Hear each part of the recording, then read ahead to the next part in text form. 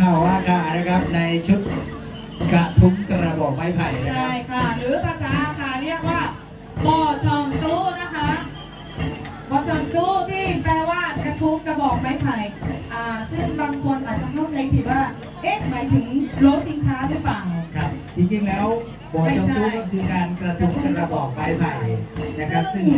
เราจะกระทุ้งในช่วงที่มีเทศกาล เทศกาลเท่านั้นนะครับ ใช่ค่ะ พี่น้องอาคานะครับจะผูกพันกับไม้ไผ่ ใช่ แล้วก็ ค่ะ วิถีชีวิตจะอยู่ตรงนั้นซะส่วนใหญ่นะครับ ใช่ ไม่ว่า ค่ะ จะอุปกรณ์เครื่องไม้ใช้สอยต่างๆก็จะใช้ไม้ไผ่ ค่ะ นะครับ ค่ะพี่จีคะตอนนี้นะคะท่านนายกของเราก็ได้ตีกลองให้จังหวัด โอ้ นะคะ มือกลองนะ โอ้ ครับ มือกลองอยู่นี่นี่เอง นะครับนี่คือการมีส่วนร่วมของการสืบสานประเพณีวัฒนธรรมชนเผ่าเรานะครับไม่ว่าจะเป็นทางผู้หลักผู้ใหญ่ผู้บริหารตลอดทั้งพี่น้องประชาชนก็มีส่วนร่วมในการขับเคลื่อนการสืบสานประเพณีด้วยกันทุกคนทุกท่านนะครับทุกภูมิ จะบอกว่าบุคคลที่สำคัญที่สุดในการกระทุ้งกระบอกไม้ไผ่คือคนตีกลองนะคะ ครับใช่ เพราะว่าเป็นบุคคลที่ให้สัญญาณค่ะให้จังหวะนะคะในการกระทุ้งกระบอกไม้ไผ่ นะครับมองไปข้างหน้าเห็นท่านพ่อกำนันนะครับอาโตสุริยะประวัตินะครับท่านตีของให้จังหวะด้วยนะครับ ใช่ค่ะ อันนี้คือการมีส่วนร่วมในการขับเคลื่อนประเพณีวัฒนธรรมร่วมกันนะครับ ค่ะแล้วก็ยังมีท่านสจธรณินทร์เบญจา ใช่แล้วนะ เค ครับ ยอาคา ครับ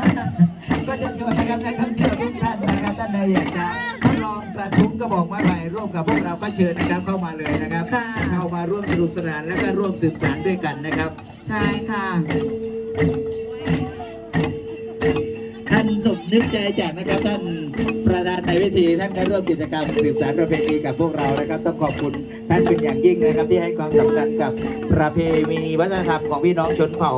บนดอยแห่งนี้นะครับ ใช่ค่ะก็ต้องขอบคุณนะคะท่านสมนึกใจจากเลขานุการนายกองค์การบริหารส่วนจังหวัดเชียงรายนะคะ ที่วันนี้ได้เสียสละเวลามาเป็นประธานในการปิดงาน ถือว่าท่านให้เกียรติกับ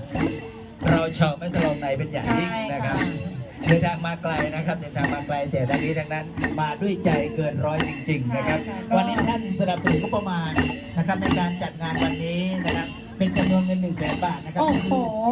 เป็นการมีส่วนร่วมในการสืบสานประเพณีวัฒนธรรมร่วมกันนะครับ เพราะว่าการที่เราจะจัดงานสักอย่างหนึ่งต้องมีงบประมาณในการขับเคลื่อน แน่นอนครับงบประมาณจะขาดไม่ได้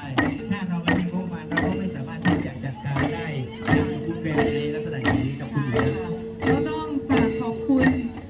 ท่านนายกอบจผ่านท่านเลขานุการนะคะ มาอย่าง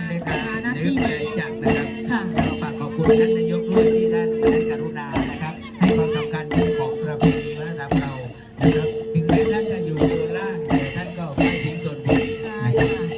พวกเราก็รู้สึกซาบซึ้งในความการุณาแล้วก็ซาบซึ้งที่ท่านได้ให้ความสำคัญกับ